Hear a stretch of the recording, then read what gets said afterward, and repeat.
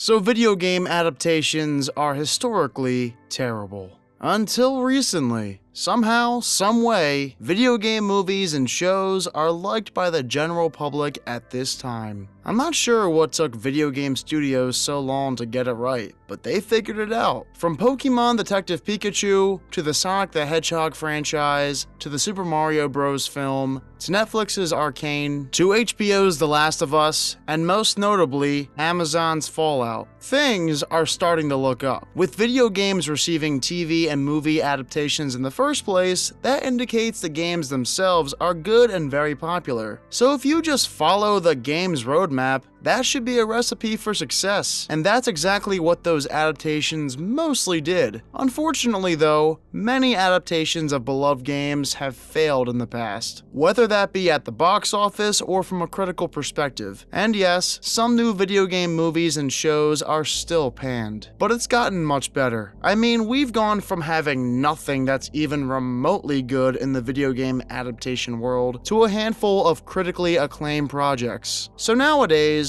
when another video game adaptation is announced, I get excited. Am I still cautious? Yes, of course I am. History shows you can never be too comfortable when it comes to these things. But recent years in the film industry for video games have provided reasons not to be hopeless anymore. In the case of 2024, Fallout is that newest example. As far as the Fallout games go, I have played a little and I've watched my friends play boatloads of Fallout 3 and New Vegas, which, if you did not know, are the two games that put this franchise in the upper echelon of popular gaming. So I have an idea of what a TV show adaptation should look like, and definitely could tell the difference between a good and bad adaptation of Fallout in TV form. Based on history, people had good reason to once again be cautious going into what potentially could be Amazon's new biggest hit. Thankfully now though, we can breathe a sigh of relief. In my opinion, Fallout is the best video game adaptation yet. Sorry Last of Us fans, but I believe so far, this show is the greatest we've ever gotten. Season 1 is split into 3 different storylines, which all intertwine around the midway point. Our 3 main characters are Lucy, a lifelong vault dweller who unexpectedly embarks on a mission above ground, Maximus, member of the Brotherhood of Steel who dreams of one day putting on that shiny knight armor, and the Ghoul, aka Cooper Howard, a once famous actor who became a ghoul following the nuclear war and now has an agenda of his own. I will admit, the show takes a while to find its footing, and it doesn't really take shape until the second half. Not that the first 4 episodes are mediocre, but they don't do what the last 4 episodes do for the show. Episode 1 is a nice start, introducing us to the mad live-action world of Fallout, but episodes 2 through 4 take their time fleshing out the characters and their storylines, which eventually all pays off by the season's finale. Going in, I thought Fallout might be an action-driven TV experience, and while the show does have some action, it's the storytelling I found most riveting. Considering the Fallout games have loads of characters and backstory, it only makes sense for the show to focus on these elements, rather than some cool bloody action sequences. I loved learning about this sinister world, who's good versus who's evil, and who's responsible for the state of things. Not to mention how the post-apocalyptic landscape has affected those living among its wreckage. Amazon is very smart for showing all of this from different perspectives too. Right out the gate, Lucy is the most innocent and naive character. She's stuck in her own bubble and doesn't have much knowledge about the outside world, and as we learn later, her past. She is the show's audience character who learns more about the outside world as we go along, and develops a knack for being on her own in the process. Meanwhile, Maximus has been living on the surface his entire life, and as part of the Brotherhood of Steel, we see a post-apocalyptic military point of view. Finally, the Ghoul. Living for over 250 years, he has the most knowledge of both past and present. He understands this world better than just about anyone, so his character serves as the key to unlocking much of Fallout's storytelling. The scenes where we follow his pre-Ghoul self are some of Season 1's best moments. It allows the audience to connect to a character we originally thought had no chance of redemption. And so when his story is fleshed out, the Ghoul becomes a fan favorite among Fallout's crowded cast. cast. Overall, by showcasing 3 different perspectives, we as viewers develop a better understanding of the world. What I loved most about Season 1, though, was their decision to hide background story info from the audience. It's the same thing Invincible Season 1 did. Nobody had a clue what Omni-Man's agenda was following Episode 1, but the moment information is delivered in Invincible and Fallout, it feels like a sucker punch from hell. Man, Amazon really knows how to do mystery well. Again, this is why the second half of Fallout really shines over the first half. At the start, you have a dunce, a coward, and an unfeeling thief, but as time goes on, you grow closer to each character, and a devastating reveal connects all 3 of their backstories. Once this information is told to the audience, it completely changes the show's trajectory. You can't rewatch the first 7 episodes the same way once you finish the season. Everything changes from this reveal. So after Season 1's twist, I'm beyond excited to see what Season 2 can offer us next. Also, who would have thought Rico from Hannah Montana would play such a pivotal role in this series? Job well done, Rico. Glad to see you back in the spotlight. You know something else I love about this show? It retains much of what makes the game so good, but doesn't deliver a carbon copy either. The environment doesn't change, however, the characters and story are all new. It very much looks and feels like the Fallout games, but we're not being fed the same exact thing. Part of why I thought The Last of Us was slightly underwhelming was because they literally copy and pasted the last 2 episodes from the game. If you ask me, there's really no need to watch The Last of Us's finale if you've already played the first game, because it's literally shot for shot the same, but just in live action form. So at least Fallout provides a whole new story for all of us to enjoy. Plus, the directing, acting, and writing are all top notch. The series even excels at humor. Throw in that big Amazon budget for sets and CGI, and you have yourself a winner in the Fallout TV show. So what are your thoughts on Amazon's Fallout TV show so far? Do you think it's the best video game adaptation? And what are you hoping for in Season 2? Let me know in the comments. I think if I had to change anything from Season 1, it would be the romantic aspect they randomly integrate. It just felt forced and wasn't needed, so hopefully Season 2 drops that storyline.